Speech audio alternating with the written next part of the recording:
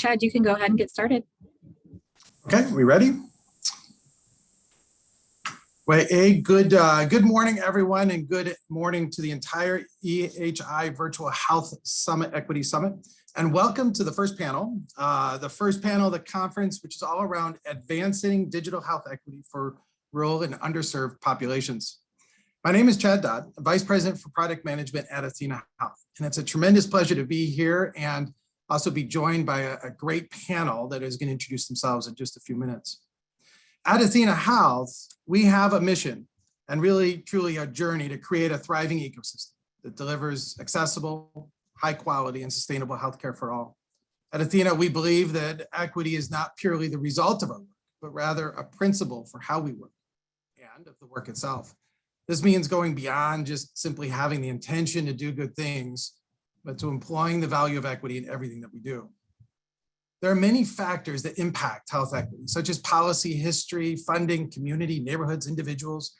And to complicate the matter, these factors are also very interrelated. And no one knows this challenge more than FQHCs, who are on the front lines of providing care for rural and underserved populations across the country. We support over 10,000 providers in FQHCs who are doing amazing work in their communities to provide care, to provide equitable care for all in their communities. And they're doing just amazing, innovative ideas to outreach and bridge the gap. Today, in this panel, we're going to focus our discussion on bridging the gap to health equity and the problems that persist in leveling access to quality of care for all. And I'm excited to be joined by a great panel of experts who are here to really talk through and walk and discuss the innovations, the opportunities, the capabilities, and the things they're doing to really bridge that gap itself. So I'm joined, let me introduce the panel, and then I'll let them speak and introduce themselves and their organizations, and then we'll dive into a few questions that we have and discussion topics, and then open it up to a discussion and questions from the audience themselves. But I'm excited to introduce Diego, who is the Chief Quality Officer at Borinquen Health in Miami, Florida, as well as I'm joined by Chris Grasso, who is the Associate Vice President for Informatics and Data Services at Fenway Health in Boston. And I'm joined by Jessica Jones, Quality and Value-Based Care Programs Director at North Country Health in New York. So to get started, Diego, do you want to introduce yourself and your organization and some of the exciting things that you have going on? Good morning, everybody. My name is Diego Schmuels. I'm the Chief Quality Officer at Borinquen Medical Centers over in Miami-Dade County. My background is family physician by trade. I'm a board certified in healthcare quality management with a master's in public health.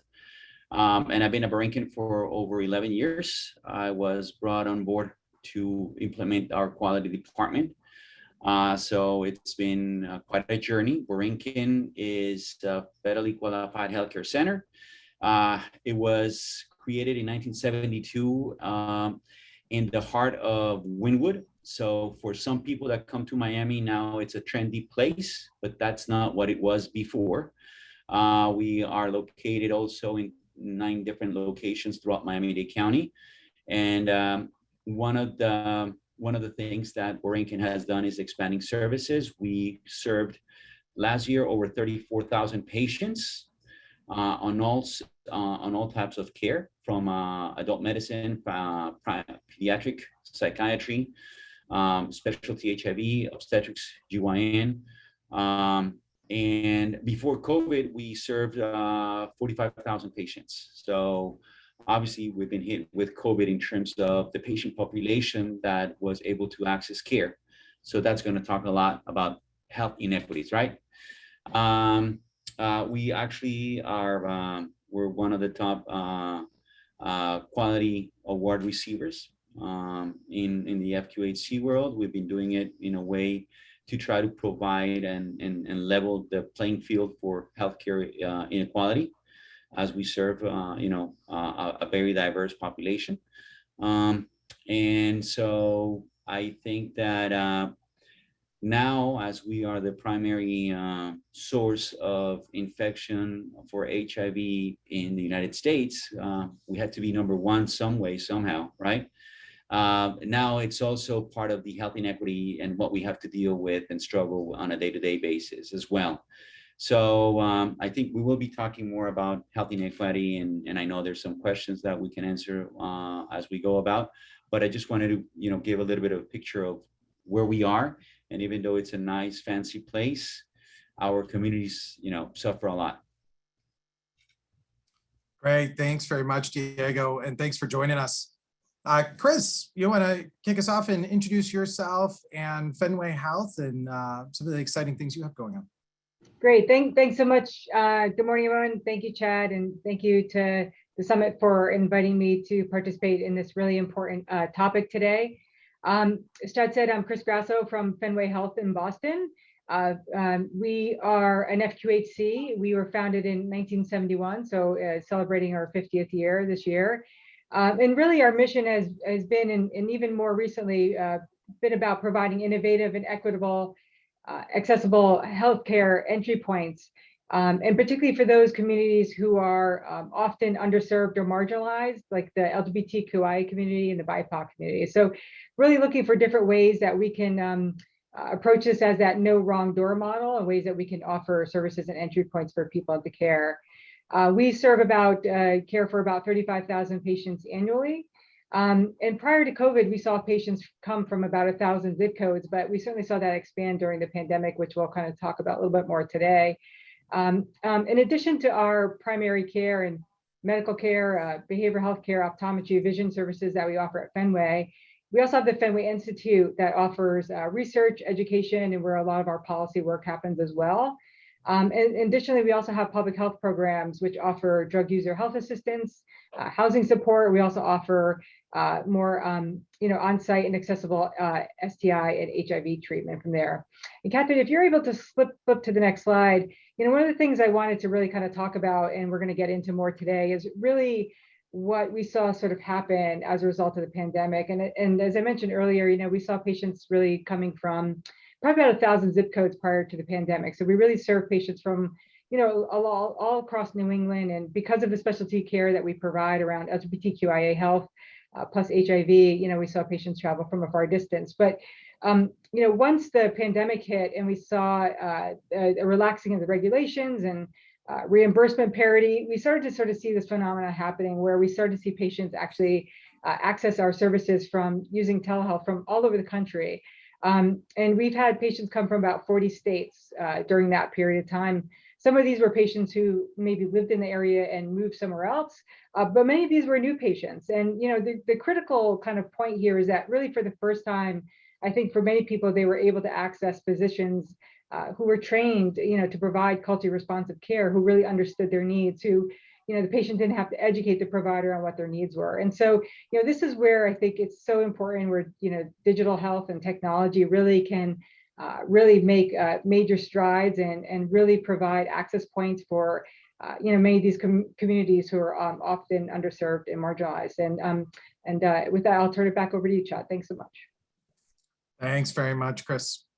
And Jessica, you want to introduce yourself and North Country and some of the great things you guys are doing? Sure, welcome. So my name is Jessica Jones. I'm the Quality and Value-Based Programs Director at North Country Family Health Center. Just like Fenway, we're also celebrating our 50th year serving our community here in 2021, with the past decade as a federally qualified health center and NCQA recognized patient-centered medical home. We're a bit smaller than my colleagues here. We serve about 11,500 patients a year for family, medical, dental, and behavioral health services, including substance abuse treatment at our 4 community-based locations covering 2 counties in the very northern New York, almost to Canada region. We also have some school-based medical, dental, and behavioral health services in a few of our local districts, and then also some temporary school-based sites that provide dental services. We also operate a program called Healthcare for All, which connects individuals who are experiencing homelessness or housing instability with housing resources and ensures that they can engage in primary care services. We also have a pregnancy program that serves high-risk pregnant and parenting families to ensure that they have support, education, and assistance with basic needs so they can focus on their overall health and the health of their babies. Our health center also operates the two WIC programs in our main county and surrounding county as well. We have insurance enrollers, and during the pandemic, we certainly partnered with our community, public health and school districts, even some public housing facilities to offer COVID vaccinations, including in-home vaccination services and daily testing for our community. Being from a very rural area, a lot of our challenges surround transportation. We do have some local transportation providers, but they're experiencing difficulties in hiring just like many of us are, restrictions on how far they can travel. We do not have a countywide transportation system in our main county here. So we have adapted to purchase over the past year 3 vehicles that we're able to use to transport patients or bring services directly to them. We also have patients that have some data issues or device issues in terms of connecting via telehealth services. So we have made some adaptations to support patients by providing devices and data plans to be able to continue to connect them to primary care services. And, being rural, we do have a lot of issues with connecting with specialist offices. We don't have a lot of specialists in our local area, so patients do need to travel quite a distance to get to them. And we've made some adaptations there. So, yeah. Great. Thanks, Jessica, and thanks so much for joining us here. So we have a tremendous panel with broad views and challenges that they have in their communities that they're working through to really bridge the gap of health equity. And we know that health equity occurs across a broad range of dimensions. It could be socioeconomic status, age, geography, language, gender, disability, citizenship, sexual identity, orientation. I wonder if each of you could highlight and talk a little bit about how does your organization look at healthcare inequalities, and how do you measure that, and how do you look at your success? I don't know, Diego, do you want to kick us off? All right, thank you for making me the first volunteer. So obviously, the way we look at healthcare inequities is a twofold. One, on a yearly basis, as an FQHC, we have to prepare a work plan, right? And as we look at our UDS data, and we have to meet certain standards, we always look back at what held the patient population back in achieving certain goals and certain measures, right? From controlling blood pressure, from managing obesity, from managing, smoke cessation or substance use disorders. And so we basically look at our core quality measures, and we look at social determinants of health, and we say, and we try to mix and match what could have happened to certain populations that we currently know that they're having, a higher gap in care. Our challenges will differ, and as I mentioned, in Miami, we have 10 different locations. Our challenges will differ from the Hispanic population, than from the Haitian-speaking population, right? We noticed that the cultural disadvantage on the Haitian-speaking population, it's high, it's big, there's a big gap. Most of them come with their children who speak English, so they won't tell you everything, right? And that decreases our ability to care for them properly. And then with Hispanics, obviously, it becomes, unfortunately, depending on what country they come from. If it's Caribbean, South America, Latin America, the affected community is going to be different. We have higher rates of HIV infection in MSM Hispanics that come from the islands in the Caribbean, as well as from the Haitian community, than any other community, right? So as we work on that work plan, and as we see at those health inequalities, what we try to measure, and and there's never a right or wrong answer. What we try to measure is what is their digital divide, what is their gap, because we provide telemedicine, and so our Black population has less access to Wi-Fi, so we know that we can try to get them into telemedicine. So we try to bring them into care. We know that with Hispanics, we try to give them more face-to-face. They like the warm touch of a provider, right? So we try to measure in terms of, who accesses telemedicine, who has a higher incidence of cultural issues when it comes to diet. Our Black population suffer from more food deserts than the Hispanic population, right? The Hispanics tend to be capable of understanding and changing their food to address and manage nutritional issues, while our Black population, not only they suffer from more food deserts, but also their income is lower. And so they end up eating more McDonald's, more Taco Bell. And obviously that also affects their health. What are we trying? And so what we've been trying to do in addition to that is trying to do and perform activities that integrate the care, because they have social economic status, they have low health literacy, and sometimes they don't have the time, they gotta work. We've been creating what we call shared medical appointments and virtual visits, and we have multiple providers providing that kind of care. So they get to see the nutritionist, they get to see a mental health counselor, and they get to see their PCP. And we try to address those components that can be discussed in that setting, and re-engage them in care on a regular basis. We've been able to provide nutritional visits, and that also has opened up the door in the white space, which is their home. So it also allows us to see social determinants of health. So you can see that sometimes you get to see that they're living in a small apartment with multiple people, right? That their kitchen is not the best equipped kitchen, that the refrigerator is packed with whole milk and not with things that can serve them better.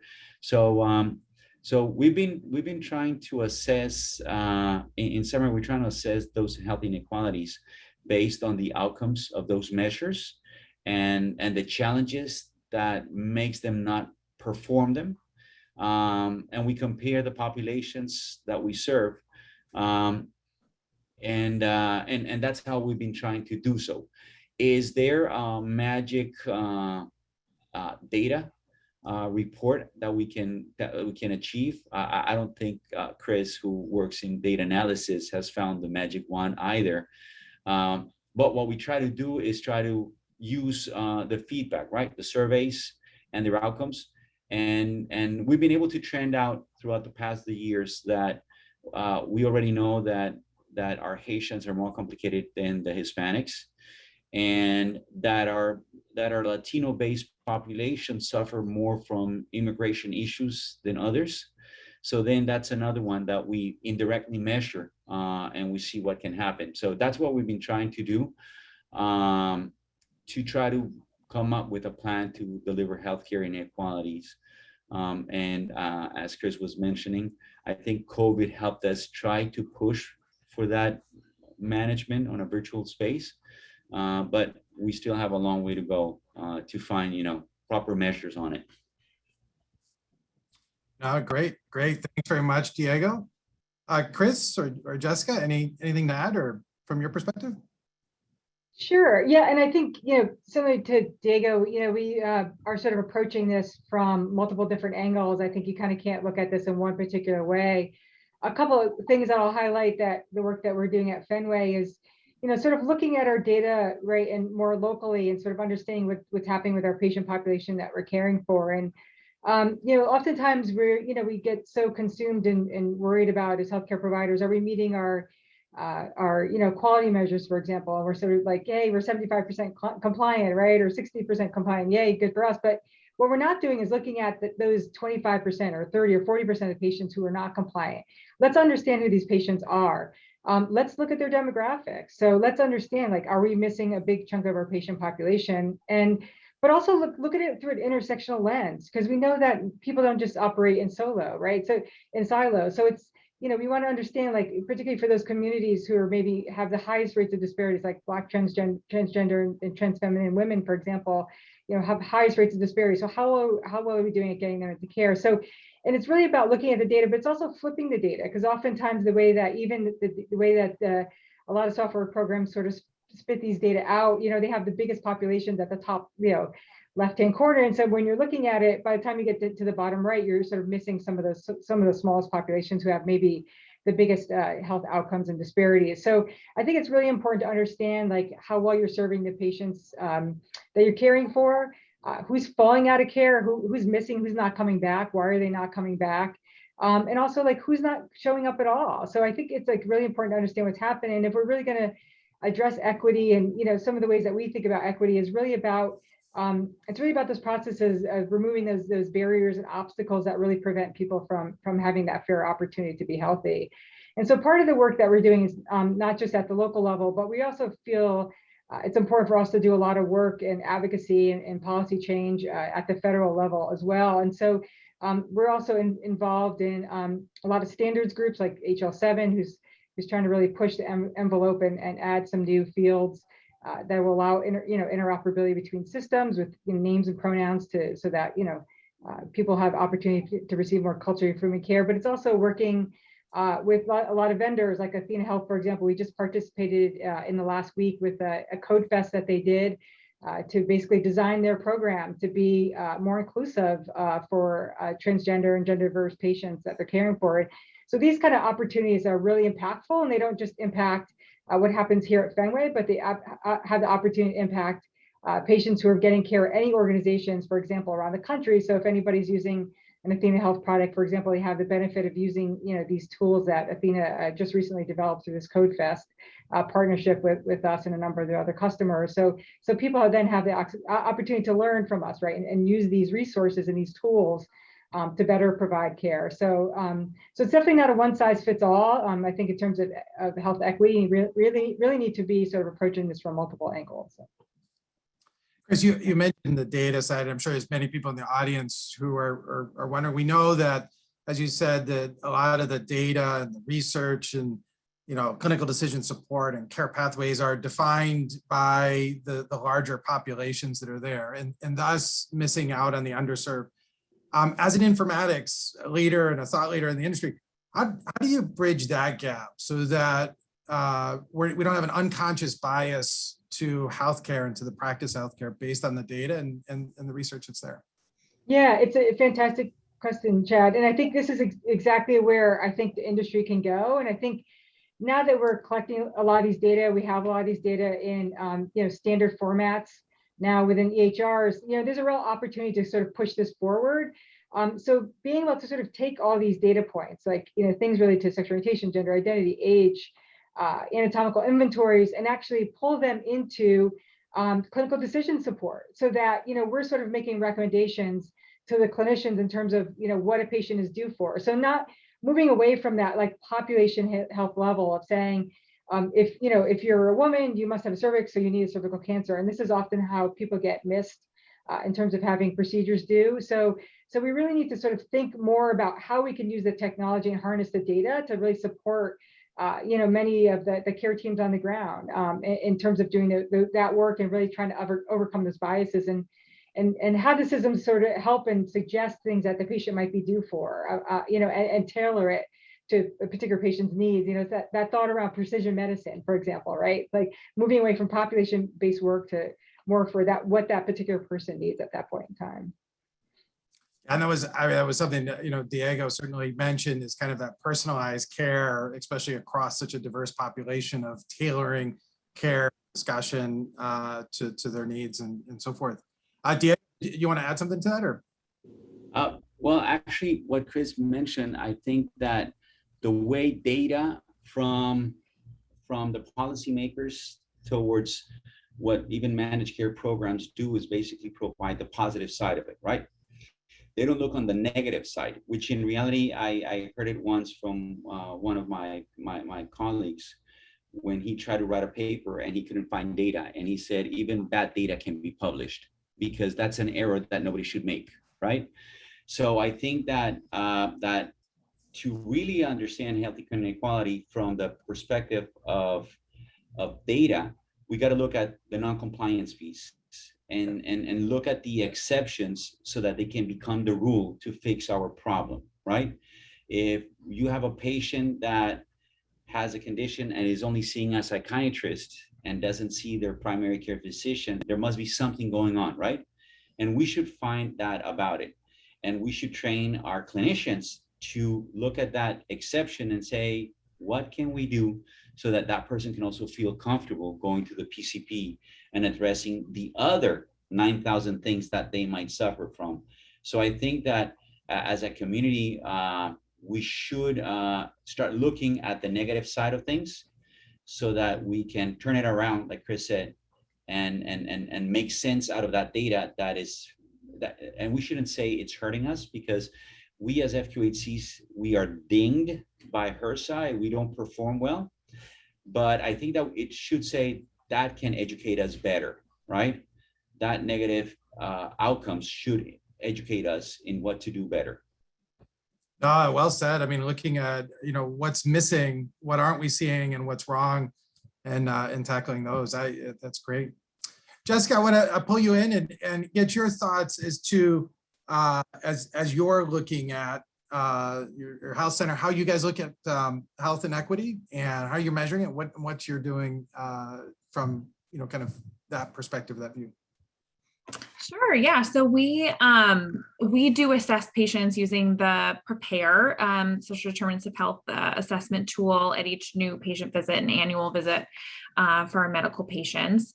We do have this information mapped into our data analytics tool, which provides a comprehensive risk stratification algorithm to our entire population. So we do use those social determinants to kind of drive a patient's risk score, which can be surfaced at the time of the visit or in pre-visit planning services. So this covers medical and behavioral health conditions, the number of documented social determinants of health concerns, lab and vital information. And then patients are grouped into different risk levels. And so for us, I think understanding what conditions our population in the high risk, medium risk, and low risk area are dealing with, the volume of social determinants of health concerns that kind of can come through analyzing that information is helpful for us to understand where we maybe need to partner with community organizations to support those services, or where we as a health center can step in to provide that service to individuals.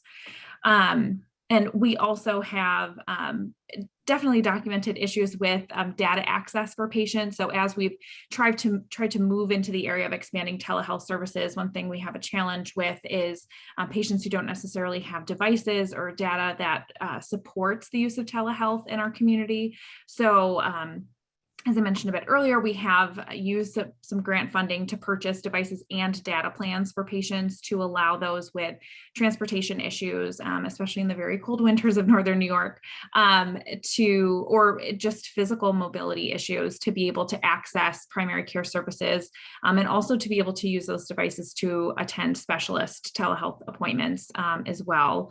And then just in general, telehealth services with providers, it's difficult to recruit and retain providers in our community. So, for example, we have contracted with some psychiatrists where patients can come into our office and be able to see those providers. So for us, we're kind of looking at total population, but I would definitely agree with Chris and Diego about looking at the people that are not met. That's actually a project that we're working on right now with a public health intern, is to take a set of measures and really dig into the population that's not meeting that quality measure, and kind of flip it from, yay, you're doing a great job, and where can we do better, and how can we target that population very specifically? What kind of marketing, what kind of outreach?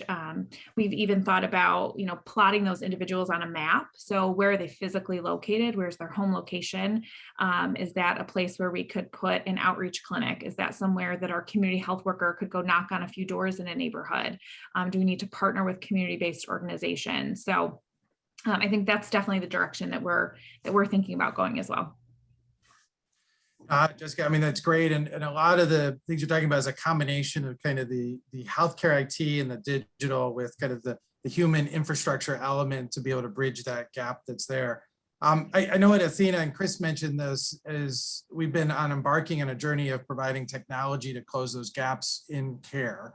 And we've done in some work around gender affirming care, and that was the Code Fest that Chris talked about. But I'm interested to hear, Jessica, from your perspective, how can healthcare IT, how can the digital world help bridge this gap? And how are you looking at some of the digital initiatives in conjunction with some of the outreach that you're doing, or what can digital do more to help bridge that gap?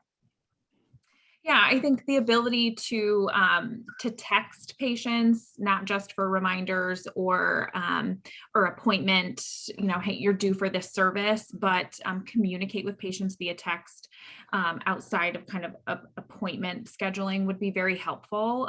Again, we have patients who have phone devices that don't necessarily have minutes, but they can text all of the time. So that's something that being able to expand that service would be very helpful. I think the implementation of telehealth embedded within the EHR has been very beneficial for us. And maybe allowing that to expand to not be within an appointment, but allow our community health workers, our care coordinators, our substance abuse service team to be able to connect with patients outside of a scheduled appointment, to have conversations with them would be beneficial. And I think those tools to kind of help us map patients. So it's great if I can get an Excel file of everybody who hasn't met a certain quality measure, but it would be helpful if you could plot for me on a map all of the patients who are experiencing food insecurity. So where is that food desert located and how do those patients kind of fit in? Or individuals who are high ER utilizers with an avoidable diagnosis coming out of that visit. So where are they physically located? Is that a place where we need to, could we put an urgent care? Could we put a pop-up clinic a few times a week? So for us, we're really looking at, especially because we have limited resources in a large geographic area, is where can we, where are they located so that we can put our staff there physically to really start to build that trusting relationship with individuals and kind of learn more about that community because they're so far spread out. Oh, great. Diego, to you, similar question, but you mentioned kind of this, you have a broad, diverse population, and technology seems to be a struggle for some, right? And many people here are in that technology space. And as we think about it, it's kind of that conflict of technology can help, but if it's not accessible, how can it be used to leverage that? How do you guys think about, and how should the broader kind of healthcare IT industry think of using technology to bridge a gap where technology might not be available to those populations? So like I said, depending on the population, one of the things we've learned is that, as I mentioned, our Hispanic population wants the warm feel of somebody in the room, right? And as much as they might have access to technology, they might want to go into a clinic. And our Black Haitian community has the biggest digital divide in our community. Whether because some of them just have a simple cell phone that is not a smartphone, so they can't access certain things. So we become a little bit creative in the space of accessing care to patients.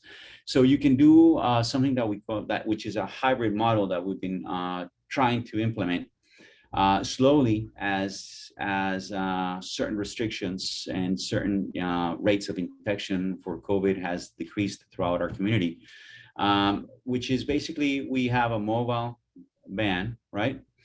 and we are providing access to care in the communities, in those communities that we feel that they're not showing up at their appointments, that they're a cluster, and we call them a cluster if there's a cluster of HIV, there's a cluster of hypertension, or there's a cluster of diabetes. We don't go crazy with everything, right? We try to be as simple-minded as possible because there's not enough staff, and anybody who's working in an FQHC wears like 50,000 hats to try to do different things. So because of that, we've been trying to do so where we go into the community and we basically have a screening model where we have an outreach team that can perform phlebotomy. We have the ability to perform telehealth with either the Amwell cart or with the Cure for You app that synchronizes with our EHR, with Athena Health. And so the idea is that the patient can get, the whole screenings, and if they're abnormal in one of the screenings, high blood pressure, high glucose, HIV positive or STD positive, we can coordinate to get them linked to a provider virtually, and they can get access to care in that way, right? And that opens up their ability to see somebody and get treatment and get treated. And that is something that we started to do currently. And as I said, it's a hybrid model to try to bring in care in the community because of what I said. They don't have a smartphone. And I think that my biggest complaints is that policymakers really, they just try to do a lot of policy, but they really don't think of what the community is suffering from. And so in Florida, we have managed care plans that are forcing people to do telemedicine with a virtual visit, meaning a face-to-face, FaceTime, video and audio, so you can bill for telemedicine. So that puts a lot of problems with patients who don't have smartphones, right? And then the other hybrid model that we started doing it, and it was because of COVID, is that we have different locations where we have different rooms that are set up so that if the patient walks in and we don't have a clinician there, and that patient wants to be seen by a clinician, we can actually, trigger the telemedicine, and they will be able to see a clinician remotely, but we can draw the labs, we can do the vitals there, we can do everything there. They're just not going to be seeing the clinician at that point in time. And we are starting to do so, and we're planning to do so with our endocrinologist. So she's located in one of the main sites. And so our patients don't need to go to the main site on a regular basis. They will be able to just initiate a call from another location that they want to attend, like a hub. They get the virtual visit, and they get to be seen, right? And that way they also get, the guidance and the navigation, because one of the things that I mentioned earlier is that, health literacy is very complicated, and some people mistrust the system. They don't think that they're going to be able to get something done. So if you get that kind of combination, currently we're able to minimize that gap that we see in Miami with our patients. We've been getting, we've gotten cell phones and smartphones for patients to use for 3 months. And if they come and control their blood pressure, they get a smartphone and they can walk away with it. But we noticed that in reality, our patients just basically use the cell phone, and they don't use it for the purpose of calling us. They use it to call their family members. So because we can't manage that part, and that's something that it will take some time, I think that the way we're trying to minimize the impact on that gap that we have in Miami-Dade County has allowed us. And actually, one of the things that we are proud is that with COVID, we didn't do bad at our cancer screening rates for Borinquen. And our chronic disease management rates, kept pretty good, even though we had COVID, right? So it does seem to work.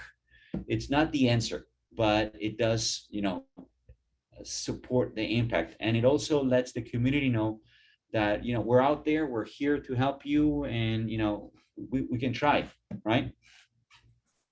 Oh, that's great. Great overview. I love the combination of the technology, again, the infrastructure, the outreach, and really that personalized approach of meeting patients where they are.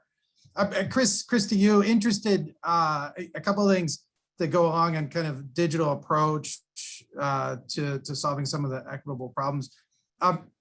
One is around, some of the pain points or the access to technology, but there's another one around distrust of the technology that may be there. And just wanted to see if you've seen that or heard that, or as you've expanded your telehealth services around the country, and what other kind of technology approaches you're using to kind of bridge that gap in equity within your community. Yeah, I mean, I think it's always important to understand where people are coming from and just distrust of how their information is going to be used, or if it's going to be safe and kept confidential. So I think it's important to really do a lot of messaging and educating your patients around, how the equipment can be used in a safe manner. We know that even, for example, if somebody has access to telehealth, they can't always do it, in their home. Like if they're not safe in their home, if they're experiencing intimate partner violence, for example, they may not be able to actually even do telehealth from their home. And so I think it's important to engage the communities. And one way which I've been really wanting our organization to think about, and within our organization, how we could do more of this, is actually engaging our patients in the process of selecting patient-facing software. Because oftentimes so many organizations, will go out and we'll look at a few products and we'll say like, wow, this is great, this has lots of bells and whistles, and then we roll it out and we find that it's not accessible for our patients. And so I think it's an area that we as healthcare organizations and as software vendors can do is really to sort of get patients engaged in this process and say, hey, how does this work for you? Do you feel like it's really going to meet your needs? And I think engaging the patients in the process is a key, so that we're making sure that we're not leaving anybody out or leaving anybody behind in that process. And I also think we think about healthcare literacy, but digital literacy is a big piece of this too, right? I mean, not everybody feels comfortable using technology. Some people, maybe only have, access to an iPhone or Android. And so whatever applications and, technology we put in place, it's important to have that accessible, right? So if you only have, telehealth is accessible through an app, that's going to be a problem for somebody, who maybe has a laptop, right? I oftentimes think about, my father, who's in his 80s, he has a PC, but I don't think he's turned on in 3 years, but he uses an iPhone every day, right? So people sort of feel comfortable, right, using different technology. So whatever we use, I think it's important for us to make sure that that's really accessible for our patients, and that's a safe way for them to do that. Similarly, with my other co-presenters, we've put in kiosks at some of our locations, so that patients don't necessarily have to come to one of our brick and mortar locations. They can actually just go to one of our other locations and access care that way. And so I think, if anything, what the pandemic has taught us is that these traditional models of healthcare are no longer going to work, right? Showing up with a brick and mortar, we need something different. We really need to sort of think about how to really sort of move beyond that. And this is really what healthcare disruption is all about. And this is where I think FQHCs are really on the forefront of this. And we serve 30 million patients annually for 1,400 health centers all over the US and US territories. And they really are incubators of these ideas. They really are people who are on the ground serving patients who are in rural areas and maybe have access to broadband, or even people in urban areas who have there could be even a challenge getting across Boston or these big cities, right, to get to an appointment, and what it costs to get there. So I really think that FQHCs really are in a great position to really sort of help kind of drive some of these technologies and really sort of move some of them forward. That's great. FQHCs truly are leading the way, and the examples that Jessica, Diego, Chris, that you've provided hopefully give the audience a broad view of different things that you can be doing. One just to add to it is we've seen some practices in rural areas use telehealth, not necessarily for patients, but use telehealth for translation services for communities in which the language is a barrier to providing care. and they can bridge that gap easily right there within their practice. So multitude of ways of outreach and giving that personalized care, as you've mentioned. If we think about it, it's fall, we're starting to look forward into the upcoming years. FQHCs are always pushing forward in advancing technology in healthcare. Interested to hear kind of to make substantial progress forward, right? Not today, not in the immediate day, but as we think of like 10 years from now and really achieving equitable healthcare for all. In your opinion, and we'll start with you, Chris, what do you think needs to happen, right? And across the community within your organization and so forth. What do you think we should all work to do to really bridge that gap going forward? Yeah, I mean, I think like there are so many aspects of this when I begin to really think about like what opportunities are out there. And I think some of this I touched on earlier. It really about some of the ways in which we could use data. And I think right now we're sort of entering this perfect storm, right, where we have this poor access to care, we have a shortage of healthcare providers, we have rising costs. And if we don't use technology to really sort of address some of these areas, we're going to, we're basically going to be, in the situation where we just aren't able to provide care to folks. So I think we're at a time where I think there's just a tremendous opportunity. And so, I think it's really more about moving that direction of thinking about precision. I keep calling kind of my idea of precision medicine. It's really about tailoring healthcare to what the individual person needs. It's using the data to really sort of drive and figure out what's going to work for that particular person. Because those broad messages that we send out, they sort of don't really hit home with everybody. So we really need to find that hook. We need to figure out what's going to work for people. We need to really be able to understand some of those patterns and ways in which people utilize care, and maybe drive them to a more appropriate access point and entry point. We really need to continue to explore these no wrong doors of care, and whether that's telehealth, whether that's in person, or whether that's a combination of them both, whether that's something new that we haven't even thought of yet at this point. But I think there's these tremendous opportunities and to engage patients and being more proactive in their care. One way we've been trying to really do this at Fenway too is to not be a gatekeeper of information, and we've done some of that work around social determinants of health where patients sort of express a need and we immediately respond to them with resources, right? Because we don't want to be that person that, they have to wait to hear from us, right? They have to wait to hear from us to sort of get access to the resources. So I think we need to, figure out ways to continue to engage patients in the care. And, what are those tools? And I think some of them probably haven't been, maybe even developed yet at this point. But I think it's really around that partnership of how we get everybody around the table, us as people who are doing technology, as healthcare providers, and the patients, and just figure out like what are we going to do? What can we do to sort of address some of these obstacles and barriers? Because I think we're at a point where we're reaching that urgency. I couldn't agree with you more. The complexity of the system becomes and is getting harder and harder and harder, and the burden is certainly there. Just a similar question, same question to you is, when you think in North Country community you serve, and what you guys are doing, if we want to make substantial progress collectively as a community, what do you think we need to do in the next 10, 20 years? Well, I really agree with what Chris said in terms of using the data that we have and hopefully expanding access to data to really determine how we can serve the whole population and whole person, and tailor our outreach engagement services to ways that best serve patients and in a way that they need care at the time that they need care. I think for us, it's a lot about collaboration with our community providers, our community-based organizations, to ensure that we are not the only place that patients can go for services, but that we're collaborating with community providers on issues like transportation, housing, and food insecurity.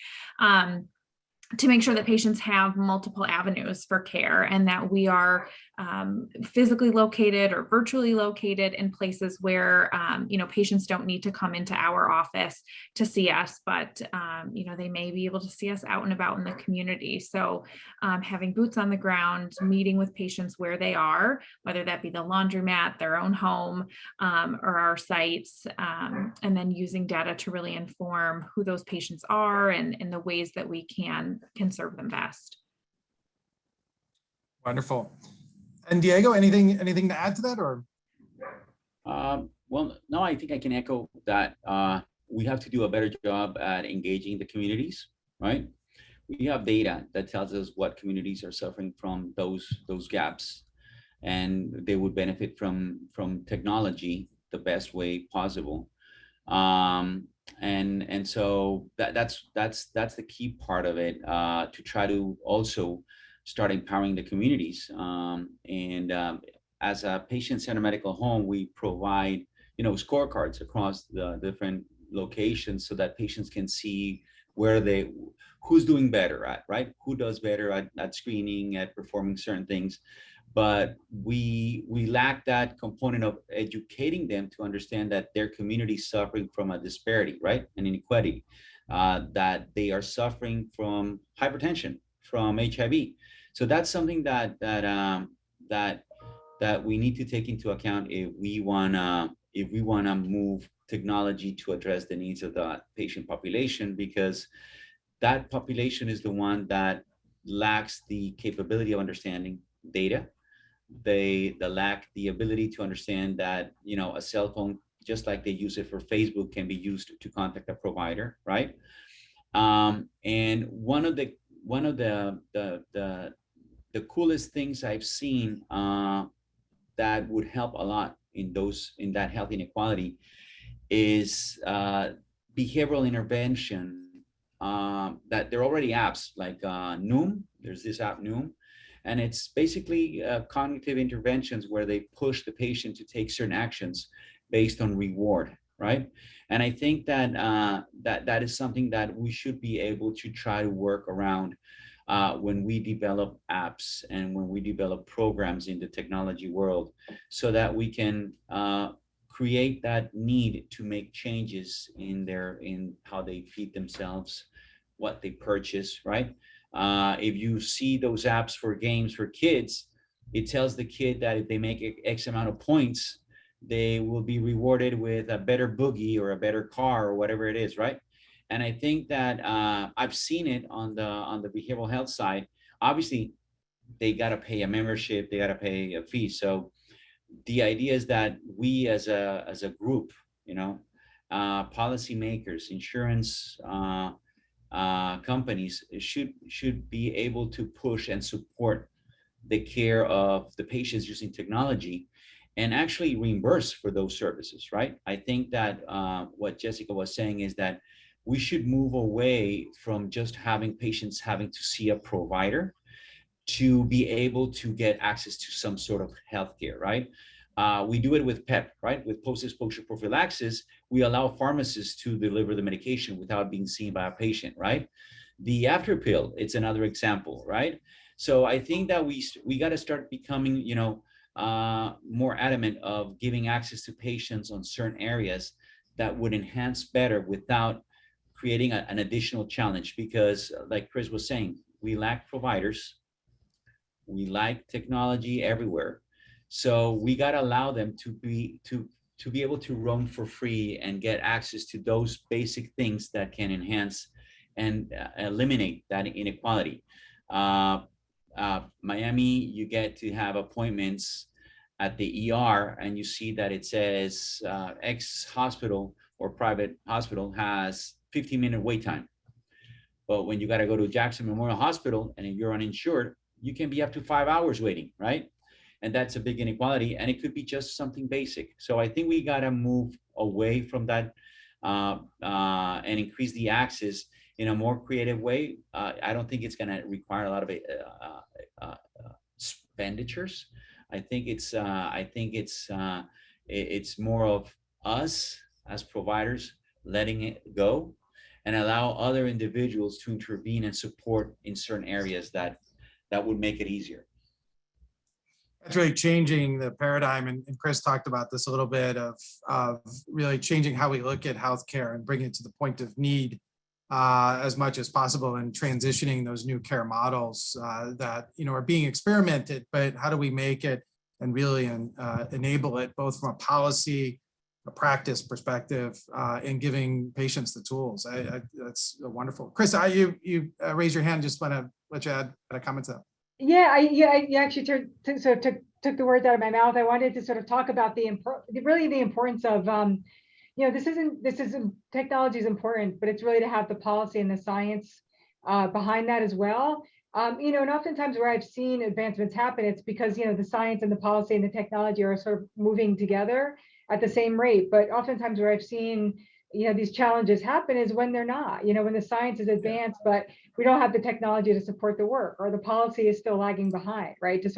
Or the policy is putting in barriers, right, to prevent that from happening. And I think, telehealth is a great example of that, right? So we had a relaxing of these laws, right? State legislator laws, right? So you could practice across state lines and you're getting paid at a similar rate. But now those are all rolling back, right? And so now those patients that we are sort of caring for who are outside of Massachusetts, we can't do that anymore unless we have providers who are licensed across state lines. So that, for the last year and a half, where people finally had access to, culturally responsive care, they felt like they were in a safe, comfortable environment. We're now having to take that away from them, right? So and the technology is there and the science is there to prove that, but the policy is not. And so the only way that we're really going to sort of really tackle these issues around inequity is if we really have all three of those three pillars working together simultaneously. Yeah, and that's, and talk about a great forum like this forum that EHI is bringing together, of really tackling these problems and getting together in a room and discussing them and bringing them forward is a great forum. And we need more of them, to your point. We just have 3 minutes because I know we could continue going on. Chris, there is one question here from the audience I do want to bring forward because it's very related to the conversation we were just having. The question is in the past years, public libraries served as a safe space for underserved populations, as well as a public access point to the internet or related computer technologies. Do you know of any policy or initiatives that look into utilizing those resources for providing different points of access for telehealth or other forms of care, or discussion points in that? It's really leveraging resources that we had in the public forum. Yeah, and I think it's one of those areas that exactly gets at some of that digital divide. And there is unfortunately no policy in place. And I think so much of this is dependent on each healthcare organization, right, or the communities that people live in. And so that's where you really see those inequities and disparities come into play. Because if one community has a library, not every community even has that, right? So if some have a library, or even have computers that they make available, or even for that matter have computers in a private space, right? I mean, I think there's so many different pieces to this, but I think, we just have to continue to be creative in ways in which we could sort of make, all of these tools accessible to people. There is definitely not a one size fits all. But I mean, I think the goal here is not to say like, this is the only way to do this, but think about all the different ways really that in those entry points, as I could kind of continue to say, like that no wrong door approach, how can we just continue to do this? And I do think it is probably a great way in which, we could think about how, support from the federal government can really think about, making these access points or funding, different, organizations or whatever that might be to sort of put these tools or these pods out there for people to access. And that'll be the last question, Chad, if you want to wrap her up.